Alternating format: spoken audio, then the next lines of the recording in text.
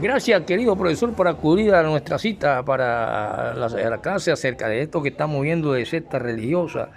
y, y de estas cuestiones que, oye, a través de las diferentes guerras que se están presentando a nivel político y a nivel de teocracia y a nivel de religiones, entran en juego la espiritualidad, la fe, el pensamiento, pero también tenemos que saber distinguir que una cosa es el hombre, sean papas, sean presidentes, sean cosas, y otra cosa es la pureza espiritual y la cuestión de Dios. Cuando esas dos corrientes que existen acerca de lo que es la concepción materialista y la concepción idealista, y que conlleva en sí la naturaleza. Por lo tanto, nacen muchas cuestiones que tienen que ver con sectas religiosas y que podemos ver que son inventadas por hombres y que cada una tiene una existencia, la masonería, el gnosticismo, el creador de los Ku Klux Klan, todas estas cuestiones para poder entender qué es esto de masón, que significa albañiles en francés, y por qué le dejé la cuestión de que tendríamos que ver a Francia y los godos y los reinos germánicos y esas cuestiones para poder entender estas cosas mejor y cómo cogieron fuerza. Podemos ver claramente que en sí, profesor, nosotros queríamos decirle que usted estudió con un descendiente alemán llamado Ramsés y con Franklin, que se encuentra actualmente en Estados Unidos, y con muchos del barrio, los Chin y los Chin y los Bolívar, donde la señora Olga, pero que profesor, usted recuerda que dice, le manda a decir el señor Ramsés, que vive frente, donde uno de los mejores líderes que ha tenido el barrio El Valle, el señor Pardo, es policía, y él dice que recuerde que cuando llegaba el doctor Arango, la señora Olga era el mejor día de todos nosotros, porque ella nosotros nos íbamos todos para el patio y ella se quedaba cuidándolo y haciéndole el chocolate y el tinto que a él le gustaba, y luego él se iba ya en la tardecita. Y que ese día era el mejor porque hacíamos el desorden en el curso, y que él se llamaba era el doctor Arango, por lo tanto ella era Olga Toro de Arango, y usted dijo Toro de Toro. También, profesor, que usted dijo que cuando llegó el momento en que Plinio, Apolonio, algo así, el gnosticismo, pero que usted también nos había enseñado que ya cuando llegó Cristo a la tierra, el gnosticismo ya existía. Y entonces aquí vienen unas grandes controversias para poder entender estas cosas, profesor, porque dentro del catolicismo existen grandes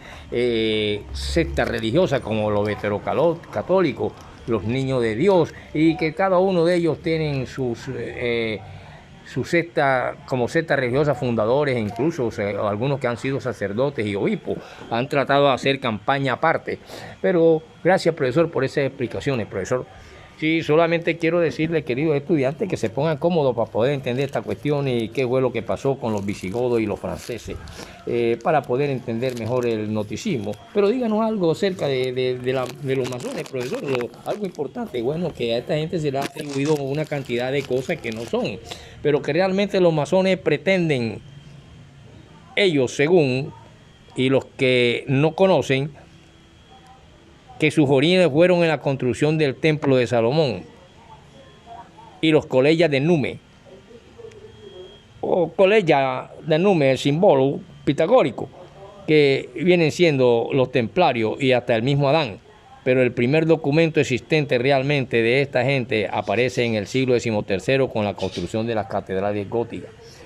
Y aparece la francmasonería ya en el 1717 con la creación de la Gran Logia londinense en la taberna de Manzano y Anderson, y que redactaron la constitución de la masonería en el año 1721. Para decirles solamente estas tres joyitas acerca de ellos, como son sus principales joyas, que en cada panal de abeja le llaman logia a cada hueco del hongolito que forma las avispas, y son sus tres joyas: la escuadra, el compás y el libro sagrado, que es el símbolo de su triple lema: igualdad, libertad y fraternidad. Y aquí, cuando hablamos ya entonces que entra la francmasonería, estamos hablando Después hablamos de esto, de los grados y la importancia, y que no hay ninguna igualdad, que no hay nada de esas cuestiones, pero que de todas maneras maneja muchas cuestiones importantísimas dentro de la economía y la inteligencia,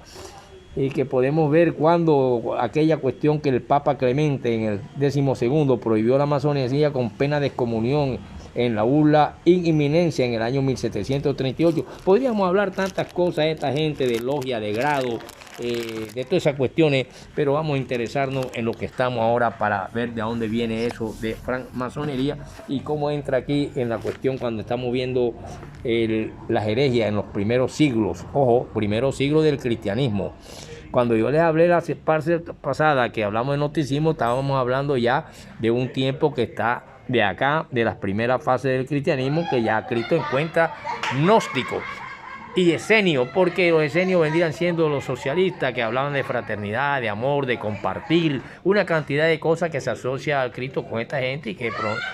pudieron influenciar en su mente. Y el gnosticismo era un alto conocimiento y que posiblemente en aquellas grutas, en aquella cueva, Jesús de pronto tuvo cierto contacto como nosotros hablamos con liberales, con conservadores, con testigos de Jehová, con evangelistas. Yo tengo una cantidad de amigos, hasta Brujo, el Cumache que se murió en el río Magdalena. Entonces sí, profesor, así le manda a decir Rancé, que vive frente al líder Pardo, que ya está anciano y usted lo vio hace poco, donde la Negra, allá en la Virgencita, donde estaba todavía tomando sopa, profesor, y le manda a decir que es Olga Toro de Arango. Y sí, claro, así es, mi hermano. Por eso me gusta y son filósofos, literofilósofos, porque nosotros no tragamos entero y tenemos que investigar hasta una letra para poder entender una cuestión. Entonces no confundamos al Papa, ni confundamos al hombre común y corriente con las cuestiones de la fe y con las cuestiones de que todo el mundo yo puedo crear un grupo religioso, una secta. Por lo tanto, vamos a meternos en el gnosticismo para poder también analizar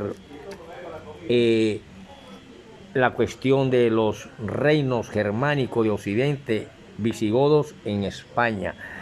que esto nos va dando el fuero cusco, que es conocido como los visigodos y los hispano-romanos, que vivían sin mezclarse, teniendo sus leyes respectivas. Una de las más importantes causas de esta separación radical era la religión, y que profesaban los nuevos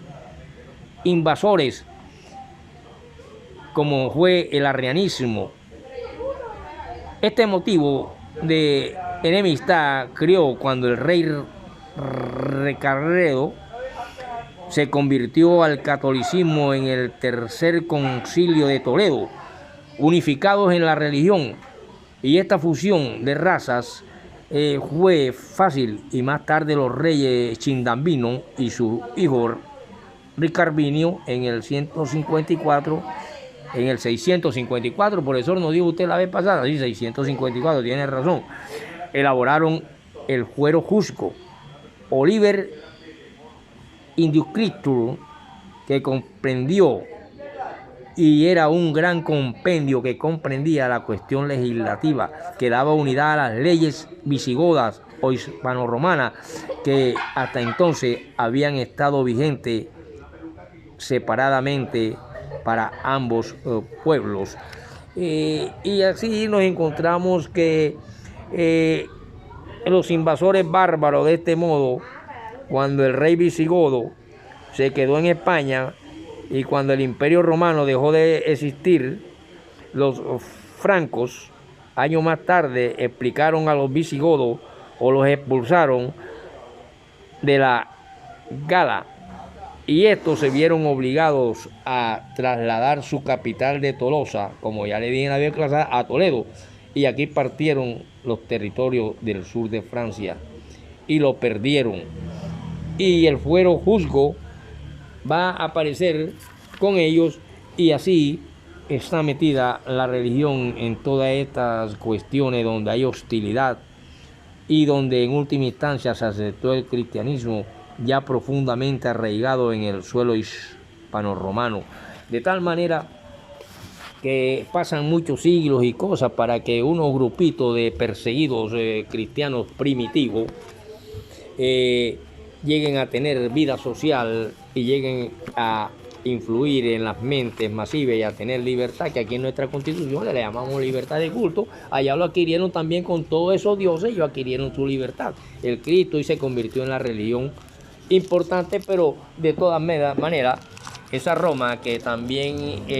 ha sido inmoral y ha sido una cantidad de cosas, estaríamos ya como seres humanos también imperfectos juzgando a otros seres humanos, y por eso que debemos separar, hablando ya teológicamente, religiosamente, que la teología trata es de enaltecer a Dios, separarlo de las cuestiones y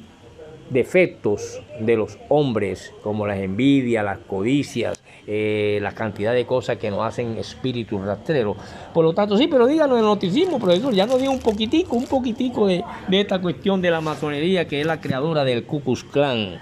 y que tiene que ver cuando llega la francmasonería a aquella cuestión de la famosa guillotina, que tiene y es posible para la Revolución Francesa, y ahí empieza las cuestiones de castración de miles de nobles religiosos y a todos los que no estaban en sus filas, destruyendo convenios, templos, etcétera. Por lo tanto, nos encontramos ahora ante la presencia de que el gnosticismo ya existía cuando Cristo llegó, y lo mismo los socialistas esenios, de los cuales tenían mucho parecido con la doctrina de Cristo, y algunos hasta afirman que tuvo que haber cierta influencia y muchos aportes de Cristo a ellos y de ellos a Cristo. Por lo tanto, cuando ya nosotros nos vamos realmente a analizar que sí existe siglo y pico antes de Cristo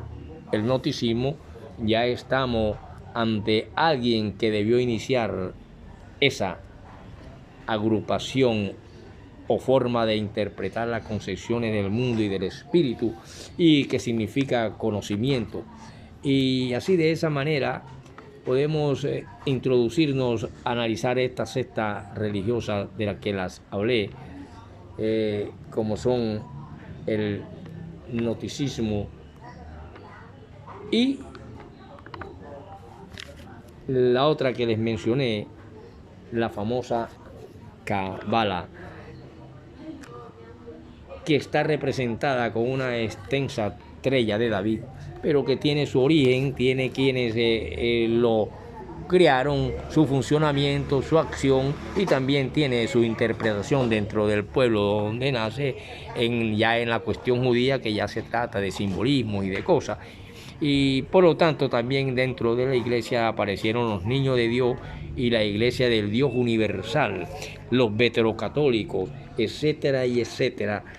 Y así las sectas religiosas fueron creadas por hombres determinados en un momento determinado de la historia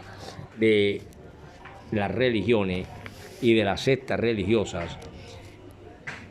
Todas, cada una tiene su propia esencia, su propia metodología y sus propios reglamentos internos, como la secta de los Rosacruces, los mormones, los testigos de Jehová, que tienen que ver con el judío masón Russell y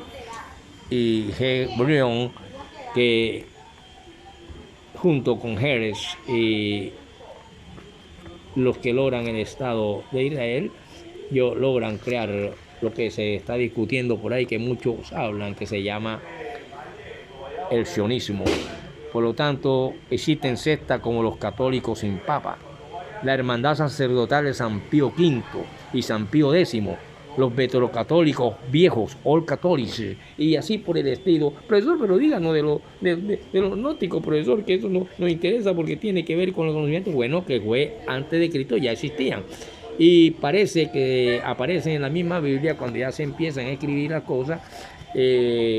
un fundador llamado Simón el Mago, y aparece en la Biblia ese nombre. Lo pueden buscar ya en el libro de los Hechos, algo así por el estilo. Sin embargo, léanse la Biblia desde la primera letra hasta la última. ¿Usted la ha leído, profesor?